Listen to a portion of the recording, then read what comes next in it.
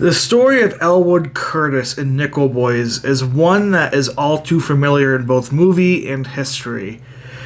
Nickel Boys, though, is very unique in its approach to telling this type of a story, and it really delivers at a high level when it comes to putting yourself in the person's POV, and that is why Nickel Boys should win Best Picture. Yes, going into this more, Elwood Curtis is an up-and-coming young African-American in the South. He's done well in school, and even got his teacher to notice him enough that he recommends he goes and take some college courses a little bit outside of town. Unfortunately for him, on his way outside of town, he picks up a ride from somebody who gets arrested, and Elwood finds himself in Nickel Academy, a brutal reformatory in the Jim Crow South for white and African American youth. Here, Elwood meets Turner, and we just see what was something that was very common in history in this fictional story, which was their struggle surviving in the Nickel Academy. Director here, Ramel Ross, does an amazing job giving us an interesting lens and angle into this by having the movie be filmed from POVs of both Elwood and Turner, and kind of playing with time and making you think that we're hearing the story all throughout Elwood's POV, but finding out in the end what actually happened with Elwood's fate in this movie. The brutalness, the unafraidness to really just go places and to show just the damage that these type of academies and these type of systems were in place in, just 70 or 80 years ago, was kind of haunting to watch. And Ethan Harris, Brandon Wilson as our main characters here really just did an outstanding job being so vulnerable, being so powerful, to really be working with together and to be acting not just through their own POV, but when their other person's POV is up there.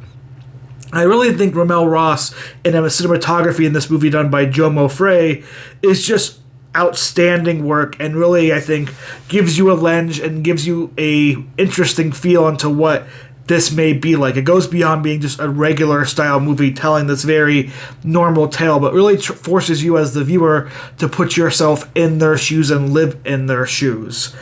It goes without saying that Aunjanue Ellis Taylor as Elwood's grandmother Hattie is outstanding and is probably the best acting and best part of the movie. Her relationship with both Elwood to start the movie and throughout, as well as her interactions with Turner, are the heart of the movie, and it really is what makes you realize the damage that is being done and everything going on. Nickel Boys also delivers, I think, a very interesting way to develop time and showing a future version of Elwood trying to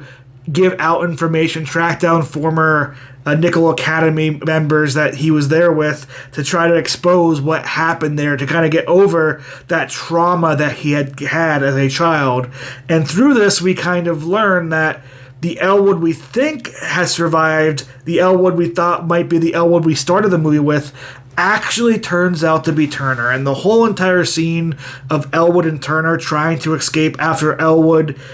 gave his reports and his files on the Nickel Academy to a member of the U.S. government whenever they were visiting, and how he knew that they were coming to punish him for basically outing their racism and their just